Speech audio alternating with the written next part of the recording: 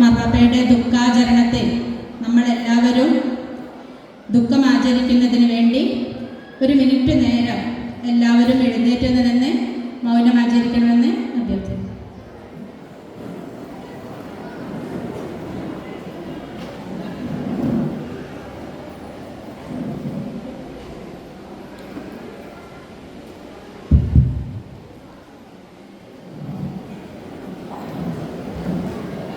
നമ്മുടെ അടുത്ത സെക്ഷൻ സ്വാഗതമാണ്. സ്വാഗതം പറയുന്നതിന് വേണ്ടി CDS വൈസ് ചെയർപേഴ്സൺ രജനിയെ ക്ഷണിക്കുന്നു.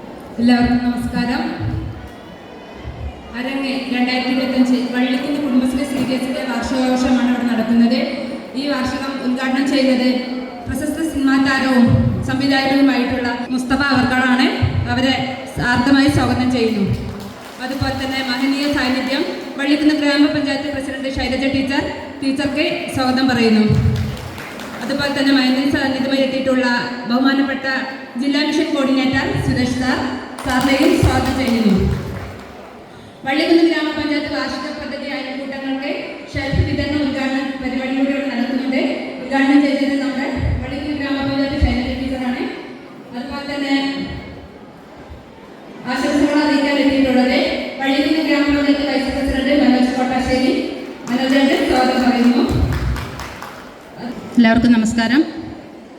അരങ്ങ് 2025 വള്ളിക്കുന്ന് കുടുംബശ്രീ CDSന്റെ വാർഷിക പരിപാടിയാണ് നമ്മുടെ ഈ ബിസ്മി ഓഡിറ്റോറിയത്തിൽ വെച്ച് നടക്കുന്നത്.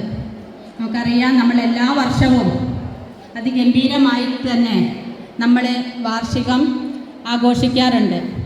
പക്ഷേ ഈ ഒരു വാർഷികത്തിൽ നമുക്ക് ഒന്നും കൂടെ ഒരു മേനിയോടുകൂടി ഒരു സന്തോഷത്തോടു കൂടിയിട്ടും കൂടിയാണ് നമ്മൾ ഈ പരിപാടി ഇവിടെ നടത്തപ്പെടുന്നത്. വിശിഷ്ട വ്യക്തികളെ, സദസ്സിലിരിക്കുന്ന സ്നേഹം നിറഞ്ഞ അമ്മമാരെ, സഹോദരിമാരെ, മറ്റു പ്രവർത്തകരെ, ഞാൻ എന്തെന്നില്ലാത്ത ആവേശത്തിലാണ്. സത്യം പറഞ്ഞാൽ എന്തു പറയണമെന്നറിയില്ല. ഇത്രയും സ്ത്രീകളുടെ സാന്നിധ്യമുള്ള ഒരു സദസ്സിലെ ഒരു വേദിയിൽ ഞാൻ ആദ്യമായിട്ടാണ്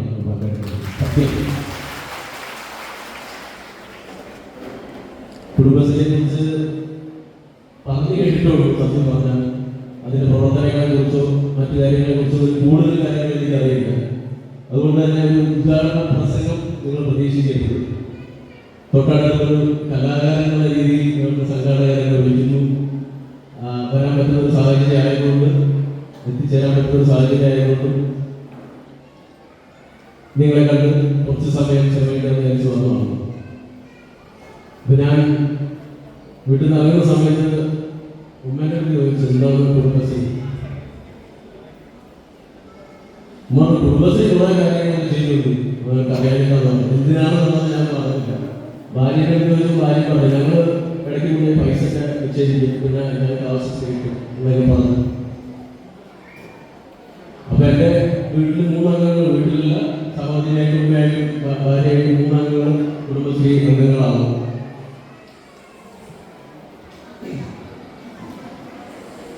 നമുക്കറിയാം 1998 ആരംഭിച്ച് 1999 പ്രവർത്തനം മലപ്പുറം ജില്ലയിൽ നിന്ന് തുടങ്ങിയ ഈ ഒരു സംഘടന അല്ലെങ്കിൽ ഒരു കൂട്ടായ്മ എന്ന് പറയുന്നത് ഇന്ന് ഏഷ്യയിലെ തന്നെ ഏറ്റവും വലിയ സ്ത്രീകളുടെ കൂട്ടായ്മയാണെന്നാണ് ഞാൻ മനസ്സിലാക്കാൻ സാധിച്ചത്. അതുകൊണ്ട് തന്നെ ഈ വേദിയിൽ നിൽക്കാൻ ഞാൻ നിൽക്കുന്നതിൽ ഒരുപാട് സന്തോഷവാനാണ്. എനിക്ക് അഭിമാനമാണ്. ഈ ഒരു ചടങ്ങിൽ പങ്കെടുക്കാൻ സാധിച്ചതിൽ എന്നെ ക്ഷണിച്ചതിനാണ് ഞാൻ ഇതിന്റെ സംഘാടകരോട് നന്ദി അറിയിക്കുകയാണ്.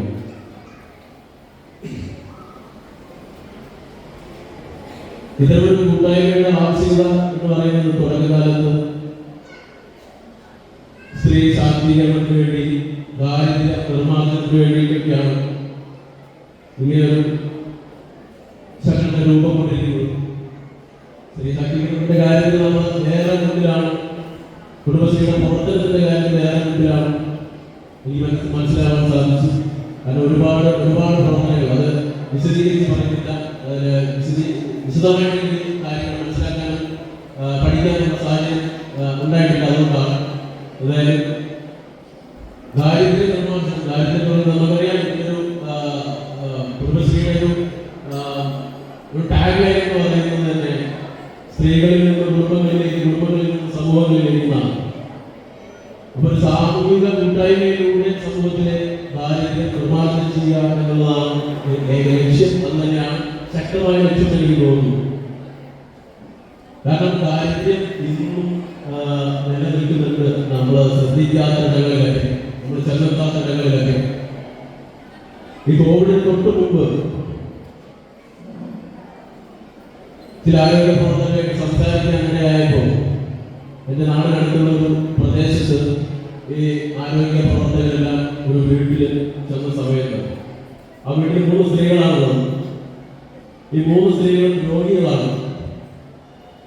അപ്പൊ അവിടെ മരുന്ന് കൊടുക്കാൻ ഇതിനൊക്കെയായിട്ടാണ് ഇവർ ചെന്നത്. അപ്പം മാസങ്ങളായിട്ട് ഇവർ മരുന്ന് കഴിച്ചുകൊണ്ടിരിക്കുന്നുണ്ട്. ഈ ആരോഗ്യ പ്രവർത്തകർ അന്വേഷിച്ചപ്പോൾ അസുഖത്തിന് കുറവൊന്നും കാണുന്നില്ല. അസുഖം കുറഞ്ഞിട്ടില്ല. സാധാരണ രീതിയിലാണെങ്കിൽ 3 നേരം മരുന്ന് ഫോട്ടോഗ്രാഫി ഉണ്ടായിരുന്നു. ഫോട്ടോഗ്രാഫി കല്യാണത്തിന് ഫോട്ടോ പിടിക്കാൻ പോവാം. അതിനോടൊപ്പം മിമിക്രി ചെയ്യുന്നൊരു കലാരൂപം കൊണ്ടു നടന്നിരുന്നു കുറെ കാലം. അതായിരുന്നു ഉപജീവനമാർഗം. ഇപ്പോ സിനിമ പ്രവർത്തനങ്ങളൊക്കെ 10-15 വർഷമായി സിനിമയിലാണ്. 10-35 സിനിമകൾ അഭിനയിച്ചു. 2 സിനിമ സംവിധാനം ചെയ്തു. 2014 സിനിമ അഭിനയത്തിന് നാഷണൽ അവാർഡ്, സിനിമ സംവിധാനത്തിന് ആദ്യത്തെ സിനിമ സംവിധാനത്തിന് മികച്ച നവാഗത സംവിധാനമുള്ള ഒരു പുരസ്കാരം കേരള സർക്കാരിന്റെ പുരസ്കാരം ലഭിക്കുകയുണ്ടായി. ഇതൊക്കെയാണ് എൻ്റെ കലാകാരനുള്ള രീതിയിലേക്ക് സമ്പാദ്യം. പിന്നെ ഇത്തരം ചില മുഹൂർത്തങ്ങൾ. അപ്പൊ ഈ വെഡിങ് ഫോട്ടോഗ്രാഫിക്ക് പോകുന്ന സമയത്ത് ഞാൻ കണ്ടിട്ടുള്ള, ഒബ്സർവ് ചെയ്തിട്ടുള്ള 1-2 കുഞ്ഞായിട്ട് കാണിക്കാൻ നിങ്ങളുടെ പ്രോത്സാഹനം പ്രതീക്ഷിക്കുന്നു, കൈയടികൾ പ്രതീക്ഷിക്കുന്നു. അല്ല, എന്നൊക്കെ കലാകാരനായിട്ട് എൻ്റെ കുടുംബം ഭയങ്കര സപ്പോർട്ടായിരുന്നു. എൻ്റെ ഉമ്മയൊക്കെ ഭയങ്കര സപ്പോർട്ടായിരുന്നു. പഠനത്തിനൊന്നും വല്ലാതെ പോകില്ല. കാരണം പഠന വൈകല്യം എന്ന് പറഞ്ഞൊരു ചെറിയ അസുഖം ഉണ്ടായിരുന്നില്ലേ. അതുകൊണ്ട് തന്നെ അന്ന് മുതൽ സിനിമയായിരുന്നു പാഷൻ. സിനിമ തന്നെയായിരുന്നു. അതുകൊണ്ടാണ് ഈ ഒരു മേഖലയിൽ എത്താൻ സാധിച്ചതും ഈ ഒരു പറഞ്ഞ സമയം നിങ്ങളുടെ മുന്നിൽ ഒരു കലാകാരനുള്ള രീതിയിൽ വന്ന് നിൽക്കാൻ സാധിച്ചതൊക്കെ. അപ്പോൾ കുടുംബത്തിൽ നിന്ന് ആരെങ്കിലും കലാകാരൻ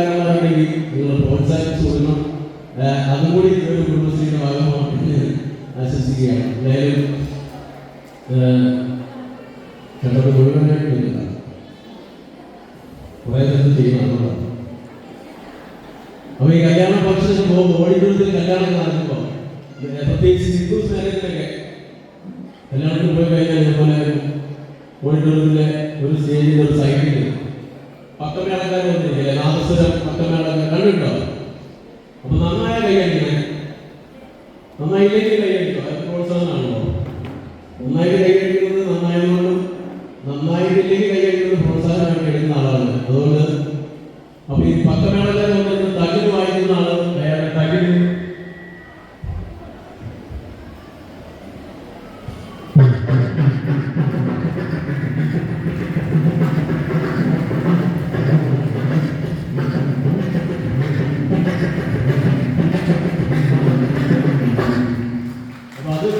ഒരു സൈഡിൽ നടന്നുകൊണ്ടിരിക്കും.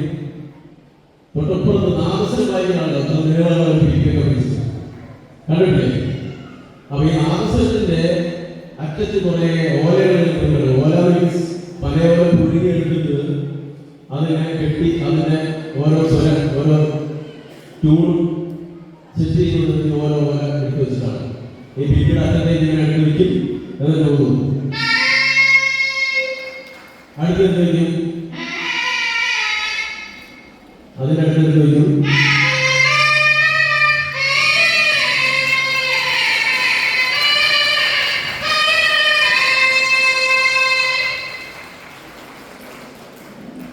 അപ്പൊ ഈ നാസികൾ വായിച്ചുകൊണ്ടിരിക്കുമ്പോൾ കാലിലേക്ക് പെണ്ണിലേക്കൊക്കെ പോയി കഴിഞ്ഞാൽ ഇവരൊന്നും നിർത്തൂല. കാരണം ഏൽപ്പിച്ചത് കാരണന്മാരെ എന്ന് പറയണം, നമ്മൾ നിർത്തിക്കോ പരിപാടി കഴിയുന്നു, അപ്പോഴേ നിർത്തും. അപ്പോഴേക്ക് ഈ വായിച്ചുകൊണ്ടിരിക്കുന്ന ആളെ ഉള്ളിൽ ഈ ഓലയൊക്കെ നടന്നിട്ട് ഉള്ളിൽ ഈ ഓലയൊക്കെ വീർത്തതിന്റെ ടോണൊക്കെ മാറും. അതെങ്ങനെ നോക്കാം.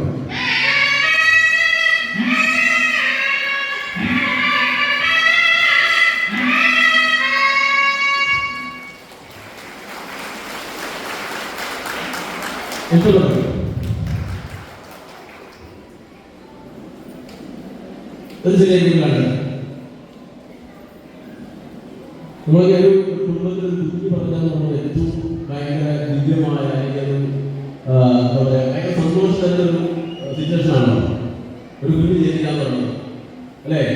പ്രസവത്തിന്റെ പേര് ഭയങ്കര പ്രശ്നം നടന്നിരിക്കുന്ന സമയമാണ്. എന്നൊക്കെ വീട്ടിൽ അവസ്ഥിച്ചത് എന്നെ എൻ്റെ ഒരു അനിയത്തിനും വീട്ടിൽ അവസ്ഥിച്ചത് രാഷ്ട്രീയമാണ് ഹോസ്പിറ്റലിൽ അവസ്ഥിച്ചത്.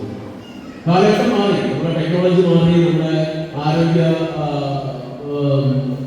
സംവിധാനങ്ങൾ മാറി. ഇപ്പോ പ്രസവിക്കാൻ വേണ്ടി മാത്രമുള്ള ഹോസ്പിറ്റലുകളൊക്കെ ഉണ്ട്. ചില ആൾക്കാർ ആധാരം കൊണ്ടുപോകണമെന്ന് പറയും, അവിടെ തിരിച്ചറിഞ്ഞ് പോരാനായിട്ട്. അപ്പോ ഈ പ്രസവിക്കാൻ മാത്രമായിട്ടുള്ള ഹോസ്പിറ്റലുകൾ പറയുന്നുണ്ട്. അതിനൊരു ഗർഭിണിയെ ഹോസ്പിറ്റലൈസ് ചെയ്തിരിക്കുകയാണ് പ്രസവിക്കാനായിട്ട്. അപ്പൊ കുറെ ആൾക്കാരൊക്കെ കൂടുമല്ലോ, സ്വാഭാവികമായിട്ടും ഈ പ്രസവിക്കുന്ന പെണ്ണിന്റെ വീട്ടിലുള്ള ആളുകളുണ്ടാവും, ഭർത്താവിന്റെ വീട്ടിലുള്ള ആളുകളുണ്ടാവും, എല്ലാവരും ഭയങ്കര ടെൻഷനിലായിരിക്കും.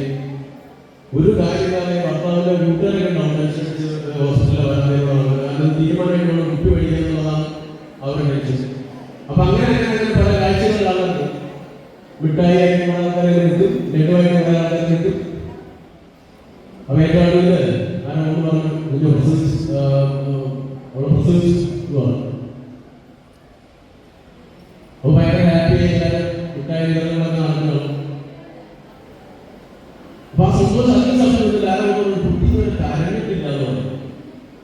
കുട്ടി കരഞ്ഞിട്ടില്ല, കരഞ്ഞില്ലേ പേടിയാണ്.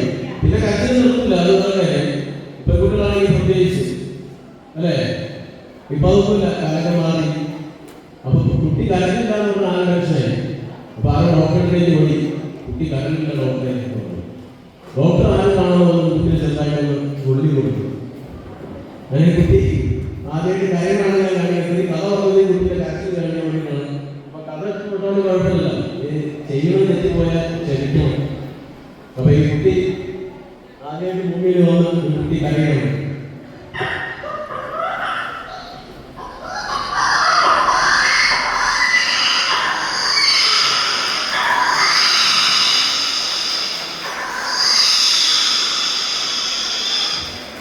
ഇങ്ങനെ കരഞ്ഞ് ഭയങ്കര കരയൊക്കെ കരഞ്ഞില്ല, കയ്യൊക്കെ പറഞ്ഞു മിഠായികളും എഴുതുന്നതൊക്കെ കണ്ട് ഭയങ്കര സന്തോഷം നിൽക്കുന്നു. ആ സന്തോഷം അധികം സമയം കൊള്ളുന്നില്ല എന്ന് പറഞ്ഞു. കാരണം കുട്ടി കരച്ചിൽ നിർത്തുന്നതിനാന്ന് പറഞ്ഞു. വൈകുന്നേരം എനിക്ക് കരഞ്ഞുകൊണ്ടിരിക്കുകയാണ്, കുട്ടി കരച്ചിൽ നിർത്തിയിട്ട് അപ്പോൾ ഡോക്ടർ പറഞ്ഞു, ഡോക്ടറിലേക്ക് ഓടി, വീണ്ടും ഡോക്ടറിലേക്ക് ഓടി, കുട്ടി കരച്ചിൽ നിർത്തുന്നില്ല ഡോക്ടറെ പറഞ്ഞു. അവർ കുട്ടിക്ക് പാല് കൊടുത്തു, അല്ലെങ്കിൽ ഒരു താരാട്ട് പാടി കൊടുത്തു. അങ്ങനെയാണ് ഈ താരാട്ട് പാടി തുടങ്ങുന്ന അമ്മമാർ താരാട്ട് പഠിച്ചു തുടങ്ങിയ നമ്മൾ കരച്ചിൽ നിർത്താതെ അമ്മമാർ താരാട്ട് പാടി തുടങ്ങുക, അല്ലെങ്കിൽ താരാട്ട് പഠിച്ചു തുടങ്ങുന്നതാണ്. അപ്പോൾ ഈ കരഞ്ഞുകൊണ്ടിരിക്കുന്ന ഒരു കുട്ടി, ആ കുട്ടിനെ സമാധാനിപ്പിക്കാൻ വേണ്ടി ഉറക്കാൻ വേണ്ടി കരച്ചിൽ നിർത്താത്ത കുട്ടിയെ അമ്മ താരാട്ട് പാടി കൊടുക്കുന്നത് അതെങ്ങനെ നോക്കാം. അയ്യെടുക്കണേ.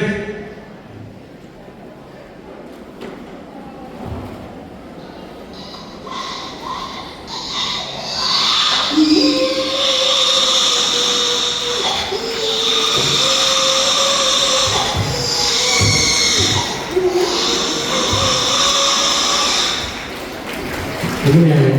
എന്തായാലും താങ്ക് യു, ഒരുപാട് സന്തോഷം. ഇങ്ങനെയൊരു സമയം സാധിച്ചത് കുടുംബശ്രീയുടെ എല്ലാ പ്രവർത്തനങ്ങളും എല്ലാവിധ ആശംസകളും അഭിവാദ്യങ്ങളും സൂചനകളും.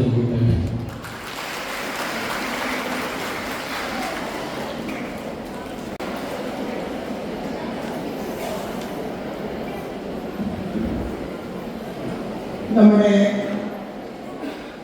വള്ളിക്കുന്ന് കുടുംബശ്രീ CBSന്റെ 2025 വാർഷികാഘോഷ പരിപാടിയിലെ അധ്യക്ഷ ബഹുമാന്യനായ നമ്മുടെ CBS ചെയർപേഴ്സൺ ശ്രീ ബിന്ദു പുഴയ്ക്കൽ, അതുപോലെ തന്നെ നമ്മളെയൊക്കെ വളരെയധികം സന്തോഷത്തോടു കൂടി നമുക്കെല്ലാവർക്കും ഒരു നിമിഷം പ്രദാനം ചെയ്ത് ഉദ്ഘാടനം നിർവഹിച്ച നമ്മുടെ പ്രശസ്ത സിനിമാ സംവിധായകനും താരവുമൊക്കെയായ ശ്രീ മുസ്തഫ അവர்கள், അതുപോലെ തന്നെ വേദിയിലിരിക്കുന്ന പഞ്ചായത്തിന്റെ വൈസ് പ്രസിഡന്റ്, ക്ഷേമകാര്യ സ്റ്റാൻഡിംഗ് കമ്മിറ്റി ചെയർപേഴ്സൺ, അതുപോലെ നമ്മുടെ വികസന സ്റ്റാൻഡിംഗ് കമ്മിറ്റി ചെയർപേഴ്സൺ, നമ്മുടെ ഭരണസമിതി അംഗങ്ങൾ, CDSന്റെ ഉപസമിതി അംഗങ്ങൾ, ഇന്നിവിടെ ആദരവ് ഏറ്റുവാങ്ങുന്ന വള്ളിക്കുന്നിലെ ഏറ്റവും മഹത്തായ സംരംഭക ശ്രീമതി ജിജി അവர்கள், നമ്മുടെ ബ്ലോക്ക് പഞ്ചായത്ത് മെമ്പറായിട്ടുള്ള സതി തോട്ടുങ്ങൽ, നമ്മുടെ കുടുംബശ്രീയുടെ മെമ്പർ സെക്രട്ടറി കൂടിയായ നമ്മുടെ വള്ളിക്കുന്ന് ഗ്രാമപഞ്ചായത്തിന്റെ അസിസ്റ്റന്റ് സെക്രട്ടറി ശ്രീ ജിജീഷ് തുടങ്ങി വേദിയിലിരിക്കുന്ന വിശിഷ്ട വ്യക്തിത്വങ്ങൾ, എന്റെ മുന്നിലിരിക്കുന്ന ഭരണസമിതിയിലെ അംഗങ്ങൾ, അതുപോലെ തന്നെ നമ്മുടെ കുടുംബശ്രീ CBS മെമ്പർമാർ, നമ്മുടെ കുടുംബശ്രീ അംഗങ്ങൾ, അവരുടെ കുടുംബങ്ങൾ തുടങ്ങി ഏറെ പ്രിയപ്പെട്ടവർ. നമുക്കറിയാം, അരങ്ങേറ്റം എന്ന് പറയുന്ന രീതിയിൽ നമ്മുടെ കുടുംബശ്രീ വാർഷിക ആഘോഷം വളരെ ഭംഗിയായ രീതിയിൽ, മികച്ച രീതിയിൽ നടത്തിക്കൊണ്ടുവരുന്ന ഒരു കുടുംബശ്രീയാണ് വള്ളിക്കുന്ന് CBS. 2 വർഷവും നമ്മൾ അരങ്ങ് 2023 24 വളരെ വിപുലമായ രീതിയിൽ തന്നെ ആഘോഷിക്കുകയുണ്ടായി. സംസ്ഥാന തലം വരെ പങ്കെടുത്തുകൊണ്ട് സംസ്ഥാന തലത്തിൽ 2ാം സ്ഥാനം നേടിക്കൊണ്ട് വള്ളിക്കുന്നിലെ കുടുംബശ്രീ അംഗങ്ങൾ അരങ്ങിൽ തന്റെ മഹനീയ സാന്നിധ്യവും പ്രശസ്തിയും പ്രകടിപ്പിക്കുകയും ഉണ്ടായി.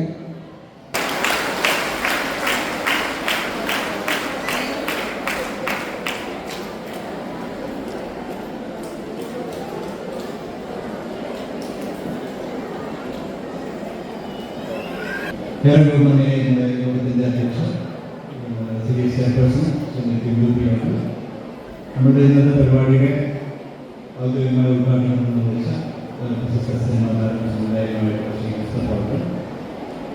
അതിലുപരി നമ്മളുടെ ഈ പഞ്ചായത്തിൻ്റെ ലീഡറും ഏറ്റവും അംഗീകരിക്കുന്ന മറ്റ് CBS മെമ്പർമാരും ADS അംഗങ്ങൾ, അതുപോലെ തന്നെ അയൽക്കൂട്ട അംഗങ്ങൾ, മറ്റ് CBSന്റെ അക്കൗണ്ടന്റ്, മറ്റ് ജില്ലാ മിഷൻ സ്റ്റാഫ് അംഗങ്ങൾ, എല്ലാവർക്കും നമസ്കാരം. എന്തായാലും വളരെ സന്തോഷം. നമ്മുടെ അരങ്ങ് നിങ്ങളുടെ ഒരു കൂട്ടായ്മയുടെ ഒരു പേരാണ്. അരങ്ങ് നിങ്ങളുടെ കഴിവുകൾ തെളിയിക്കാനും, അല്ലെങ്കിൽ നിങ്ങളുടെ കലാപരമായിട്ടുള്ള കഴിവുകൾ തെളിയിക്കാനും, മറ്റുള്ള അംഗങ്ങൾക്ക് അസൂയ ജനിപ്പിക്കുന്ന രീതിയിലുള്ള ഒരവസരമാണ് നിങ്ങൾ കിട്ടിയിട്ടുള്ളത്. കാരണം ഇതുപോലെ ആയിരക്കണക്കിന് ആളുകൾ അടങ്ങിയ ഒരു വേദിയിൽ എനിക്കൊന്ന് സംസ്ഥാന യൂത്ത് ഫെസ്റ്റിവൽ കഴിഞ്ഞിട്ടുണ്ടെങ്കിൽ ഇത്രയധികം വേദിക്കുന്നത് പണ്ട് പൂരപ്പുറത്തിലുണ്ടാവും. പള്ളി പങ്കെടുക്കില്ലാതെ അതുപോലെ ഒരു വേദി നിറഞ്ഞ് കവിയുന്ന ഒരു വേദിയിൽ നമ്മുടെ കഴിവുകൾ എന്ത് തന്നെയായിരുന്നാലും അത് പ്രകടിപ്പിക്കാൻ കിട്ടുന്ന ഒരു അവസരം എന്ന് പറയുന്നത് വളരെ സന്തോഷദായകമാണ്. അതിലുപരി അതിനപ്പുറം നമ്മുടെ അതായത് ഒരു കുടുംബശ്രീ അംഗങ്ങളുടെ ആവശ്യങ്ങൾ പരിഗണിക്കുന്ന ആ ആവശ്യങ്ങൾ അറിഞ്ഞ് അതിനുവേണ്ടി പ്രവർത്തിക്കുന്ന ഗ്രാമപഞ്ചായത്തും അതിൻ്റെ ലീഡേഴ്സും എല്ലാവരും ഇരിക്കുന്നു. അവർ നിങ്ങളുടെ അറിയുന്ന വാർഷിക വേളയിൽ നിങ്ങൾക്ക് സമ്മാനമായിട്ട് തരുന്ന ഈ പറഞ്ഞൊരു ഗിഫ്റ്റും കൂടെ തന്നിട്ടാണ് നമ്മൾ നിങ്ങളുടെ അരങ്ങിനെ ഏറ്റവും പരിപോഷിപ്പിക്കുന്നത്. തീർച്ചയായിട്ടും അത് ഏറ്റവും അഭിനന്ദനീയമായ കാര്യമാണ്. ഓരോ അയൽക്കൂട്ടത്തിലും ഏറ്റവും അടിസ്ഥാനപരമായിട്ടുള്ള പഞ്ചതത്വങ്ങളിലെ ഏറ്റവും പ്രധാനപ്പെട്ട കാര്യമായിട്ടുള്ള റെക്കോർഡ് സൂക്ഷിക്കൽ. ഇവിടെ അയൽക്കൂട്ടം സെക്രട്ടറിമാർക്കും പ്രസിഡന്റുമാർക്കും അറിയാം. മിക്കവാറും എല്ലാവർക്കും വേണ്ടിയും ഏതെങ്കിലും ഒരു ടെക്സ്റ്റൈൽസിന്റെ കവറായിരിക്കും ഉണ്ടായിരിക്കും. പേരെ ഒരുമിച്ച് കിട്ടുന്ന സമയത്ത് നമുക്ക് നിങ്ങളോട് ഡയറക്റ്റ് സംബന്ധിക്കാൻ പറ്റുന്ന അവസ്ഥയാണ്. സാധാരണ സീരീസ് സമ്പ്രദായം മാത്രമേ കാണാൻ പറ്റുള്ളൂ. അപ്പോൾ ഇപ്പോഴുള്ള വേദികൾ വരുമ്പോഴാണ് എല്ലാവരും ഒരുമിച്ച് കാണാൻ സാധിക്കുന്നത്. അങ്ങനെ കാണാൻ കഴിഞ്ഞുള്ള സന്തോഷം എല്ലാം അറിയിക്കുന്നു. അപ്പോൾ ഇതുപോലുള്ള അവസരങ്ങൾ ഇനിയും കിട്ടട്ടെ. അപ്പോൾ നിങ്ങൾക്ക് എല്ലാവിധ ആശംസകളും നൽകുന്നു. നിങ്ങളുടെ എല്ലാവിധ കലാപരിപാടികളും ആർക്കെങ്കിലും എന്തെങ്കിലും പാടാൻ തോന്നുന്നുണ്ടെങ്കിൽ ഇവിടെ വന്ന് പാടുക. ആടാൻ തോന്നുന്നുണ്ടെങ്കിൽ ഇന്ന് തന്നെ ചെയ്യുക. എന്തെങ്കിലും പറയാൻ തോന്നുന്നെങ്കിൽ ഇന്ന് തന്നെ പറയാം. ഒരു കാര്യം പോയിട്ട് എനിക്ക് പറയാമെന്ന് നിങ്ങൾക്ക് കാര്യമില്ല. നമ്മളുടെ കയ്യിലുള്ള ടൈം ഈ സമയം മാത്രമേ ഉള്ളൂ. ഇപ്പം എന്തെങ്കിലും ചെയ്യണം തോന്നുന്നെങ്കിൽ ഇപ്പം ചെയ്തോളാം. അതിൽ ആരും വിളിക്കാമെന്ന് പറഞ്ഞാൽ എനിക്ക് ചെയ്യണം എന്ന് പറഞ്ഞാൽ ഒന്ന് ചെയ്യാം. കാണുന്നത് ഏത് രീതിയിലും കണ്ടോട്ടെ. നിങ്ങൾക്ക് എന്തെങ്കിലും തോന്നുന്നെങ്കിൽ അത് പ്രകടിപ്പിക്കാനുള്ള അവസരമായിട്ട് നിങ്ങൾക്ക് കാണണം. അപ്പോൾ അത്രമാത്രം പറയാനുള്ളൂ. അപ്പോൾ എല്ലാവരും നല്ല നല്ല സംരംഭകരാവുക. ഇതിനേക്കാൾ കുറച്ചുകൂടെ ഹയർ ലെവലിലേക്ക് വരുന്നു പോകാനായിട്ടുള്ള എല്ലാ ശ്രമങ്ങളും നിങ്ങൾ ചേർക്കുക. കുടുംബശ്രീയുടെ ഭാഗത്തുള്ള എല്ലാ സഹായങ്ങളും നമ്മൾ ചെയ്യും. അതുപോലെ തന്നെ ഇത്രയധികം സഹായിച്ചു ഒരു പഞ്ചായത്ത് ഭരണസമിതി ഉള്ളതും ആ കുടുംബശ്രീയായിട്ട് ചേർന്ന് പ്രവർത്തിക്കുന്നത് കൊണ്ട് മാത്രമാണ് ഇതുപോലുള്ള അത്ഭുതങ്ങൾ ഇവിടെ സംഭവിക്കുന്നത്. അത്തരം അത്ഭുതങ്ങൾ ഭാവിയിൽ കൂടുതൽ ഉണ്ടാവട്ടെ എന്ന് മാത്രം പറയുന്നത് ഈ പറഞ്ഞ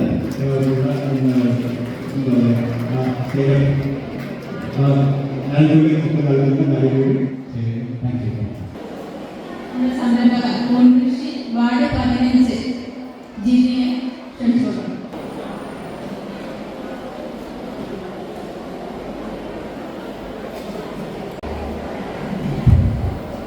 നമസ്കാരം. വേദിയിൽ സംസാരിക്കുന്ന ഈശ്വരനെ എല്ലാവരും വളരെ വിശദമായിട്ട് ഈ ചടങ്ങിൽ സംസാരിച്ചു കഴിഞ്ഞു. ഇതിലൊരു സംസാരത്തിൻ്റെ ആവശ്യത്തിലാണ് നമ്മൾ മനസ്സിലാക്കാൻ കഴിയുന്നത്. ഒന്നും കൂട്ടിച്ചേർക്കാൻ മാത്രമല്ല, നമ്മുടെ സംരംഭകർ 580 സംരംഭകർ കുടുംബശ്രീയാണ് നമ്മുടെ പഞ്ചായത്തിനകത്തുള്ളത്. ആ കുടുംബശ്രീ ഏകദേശം അംഗങ്ങൾ കൂട്ടുമ്പോൾ ഏകദേശം 10,000-ഓളം അംഗങ്ങൾ, 10,000 പുറത്ത് അംഗങ്ങൾ ആ കുടുംബശ്രീയിലുണ്ടാവും. അങ്ങനെ വരുമ്പോൾ ഏകദേശം വലിയ ഒരു സംഘമാണ് നമ്മുടെ വലുതൂർ പഞ്ചായത്തിനകത്തുള്ളത്. ആ സംഘം കൂടി ചേർന്ന് വലിയൊരു സംരംഭം തുടങ്ങാൻ നിങ്ങൾ സംഘങ്ങളെല്ലാവരും കൂടി ആഗ്രഹിച്ചാൽ നടത്താൻ കഴിയുന്നതോടും നിഷ്പ്രയാസം നടത്താൻ വലിയ ഫണ്ടുകൾ നിങ്ങളെല്ലാവരും ഉണ്ടായാൽ വലിയൊരു സംരംഭം നമുക്ക് വലുതൂർ പഞ്ചായത്തിൽ ഉണ്ടാക്കാൻ കഴിയും എന്ന് ഈ അവസരത്തിൽ പറയുന്നു. അതിൻ്റെ കൂടെ വരുന്ന പദ്ധതി നമ്മൾ വലുതൂർ ഗ്രാമപഞ്ചായത്ത് ആലോചിക്കുന്നത്, ഞാൻ കഴിഞ്ഞ യോഗങ്ങളൊക്കെ നിങ്ങളോട് ഊന്നി പറയുന്നതാണ്. നമ്മളിങ്ങനെ ആഴ്ചയിൽ പിരിവ് മാത്രം നടത്തി പോകുന്നതിന് പുറമെ സംരംഭങ്ങൾ, പുതിയ സംരംഭങ്ങൾ പറയുന്നത് പഞ്ചായത്തുകളിൽ ഉണ്ടാകണം എന്ന് നിരന്തരം പറയുന്നുണ്ട്. എന്നാൽ അതിനത്ര വേണ്ടത്ര ജാഗ്രത നമ്മുടെ ആളുകൾക്ക് ഉണ്ടായിട്ടില്ല, കുടുംബശ്രീകൾക്ക് ഉണ്ടായിട്ടില്ല എന്നാണ് മനസ്സിലാക്കാൻ കഴിയാം. അതിന് നിർദ്ദേശങ്ങൾ നൽകുന്നതിന് വേണ്ടിയിട്ട് വരുന്ന പദ്ധതി വല്യകുന്ന് ഗ്രാമപഞ്ചായത്തിൽ സംരംഭകർക്ക് മാത്രം ഇരുചക്ര വാഹനം കൊടുക്കണം എന്നുള്ള ഒരു ആശയം വന്നിട്ടുണ്ട്. നമുക്കത് അംഗീകാരം കിട്ടുകയാണെങ്കിൽ അത് നമ്മൾ നടപ്പിലാക്കും എന്ന് കൂടി അവസരത്തിൽ പറഞ്ഞുകൊണ്ട് ഈ പരിപാടിക്ക് എല്ലാവിധ ആശംസ വർദ്ധിച്ചുകൊടുക്കുന്നു.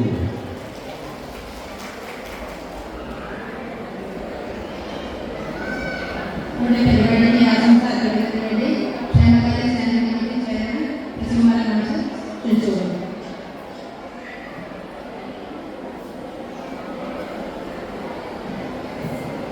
നമ്മുടെ ഈ കുടുംബശ്രീയുടെ